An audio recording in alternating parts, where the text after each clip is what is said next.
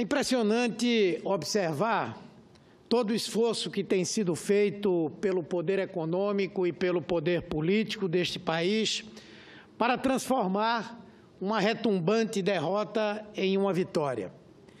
Me refiro aqui a esse projeto natimorto de reforma da Previdência que o governo ainda insiste desesperadamente em tentar salvar, fazendo mudanças epidérmicas que em nada alteram o seu caráter canhestro, perverso e desumano, mas que a imprensa exalta como um grande avanço. Sem voto nas ruas e sem voto também no Congresso Nacional, Michel Temer está oferecendo café, almoço e jantar, oferecendo cargos, oferecendo qualquer vantagem possível com a finalidade de comprar apoio parlamentar para vender direito dos trabalhadores. No caso, o dos brasileiros, os donos das conquistas que essa reforma da Previdência pretende destruir. Essas alterações não salvam essa reforma anacrônica e absolutamente desconexa da realidade. Mas é assustador ver uma entusiasmada imprensa trazer, por exemplo, que o governo reduziu a idade mínima de aposentadoria das mulheres. É uma mentira que beira a canalice. Hoje, as mulheres podem se aposentar com 60 anos de idade. Temer queria subir para 65 e acabou recuando na sua proposta para 62 anos. Onde está, então, a redução se as mulheres vão ter de trabalhar mais para se aposentarem?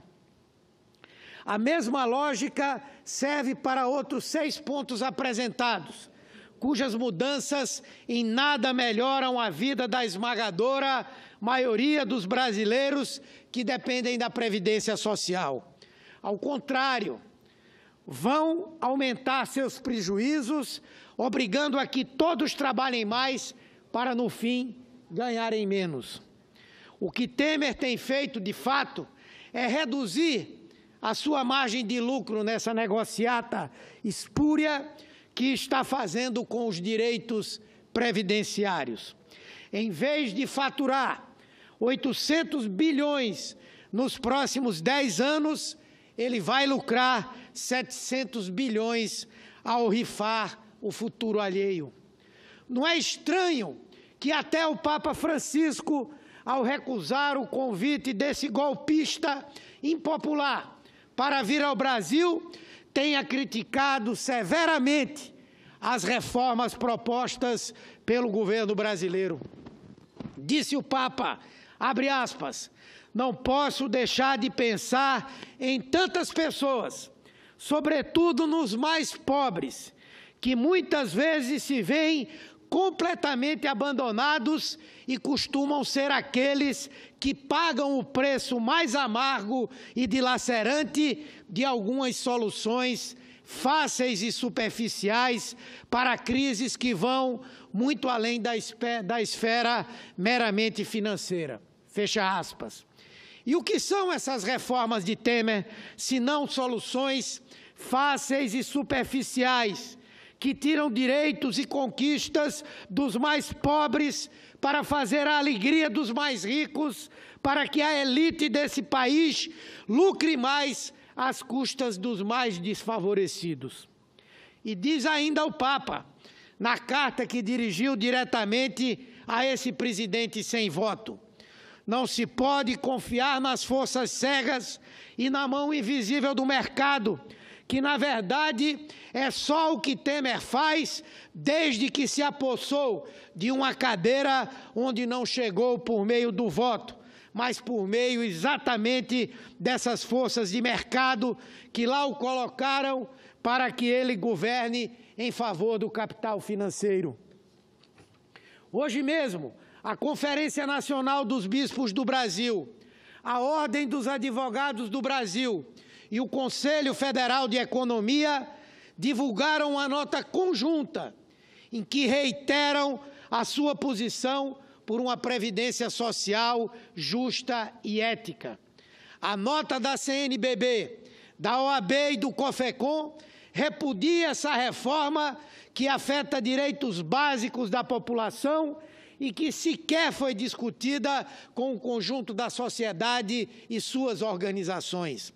E avisa, vindo exatamente ao encontro do que diz o Papa Francisco, abre aspas, a reforma da Previdência não pode ser aprovada apressadamente, nem pode colocar os interesses do mercado financeiro e as razões de ordem econômica acima das necessidades da população. Fecha aspas. Então, por que a pressa desse governo nefasto em aprovar uma reforma que não foi submetida à sociedade? Será que é para pagar, com o sacrifício do povo, a fatura dos que financiaram o golpe? Onde está a proteção aos vulneráveis, aos idosos, aos titulares do benefício de prestação continuada, aos enfermos, aos acidentados, aos trabalhadores de baixa renda, aos trabalhadores rurais e às mulheres que chefiam a maioria das famílias deste país? Não há proteção. Essa reforma de Temer destrói tudo. É uma aberração do ponto de vista humanitário. Esse é um governo podre do ápice à sua base, dos seus integrantes à sua falta de princípios. É um governo em estado terminal, que ontem mesmo quis dar outro golpe na população, tentando aprovar o regime de urgência para votar a reforma trabalhista, e foi derrotado pela falta de votos na própria base. Hoje, recuou mais uma vez na apresentação do relatório da reforma da Previdência, que jogou agora para maio. E por quê? Porque seus aliados estão acuados, estão com medo da reação da população. É por isso que não vamos deixar as ruas até que essas reformas sejam enterradas junto com o governo que as gerou. No próximo dia 28, vamos parar o Brasil com uma greve geral que não deixará dúvidas a este Congresso de que a população rejeita veementemente a perda de direitos e que vai caçar nas urnas o mandato dos que apoiaram as reformas, dos que apoiarem as reformas.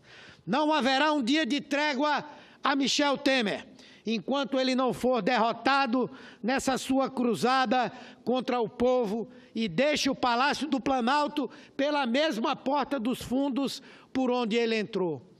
Agradeço a Vossa Excelência pela tolerância e quero aqui também, ao final do meu pronunciamento, externar a minha solidariedade à senadora Cátia Abreu, que aqui falou, que, como vários outros senadores aqui, entre os quais eu me incluo, tem sido objeto de acusações infames, sem base e unicamente lastreadas pelas palavras de verdadeiros criminosos que transformaram no Brasil a sua participação em um poder criminoso paralelo. Espero e confio na Justiça e no Ministério Público, de que aqueles que realmente nada devem, que não pagaram, que não realizaram qualquer ato de corrupção, efetivamente sejam absolvidos para continuarem a lutar, como fazemos, pelo direito da maioria do nosso povo. Muito obrigado, senhor presidente.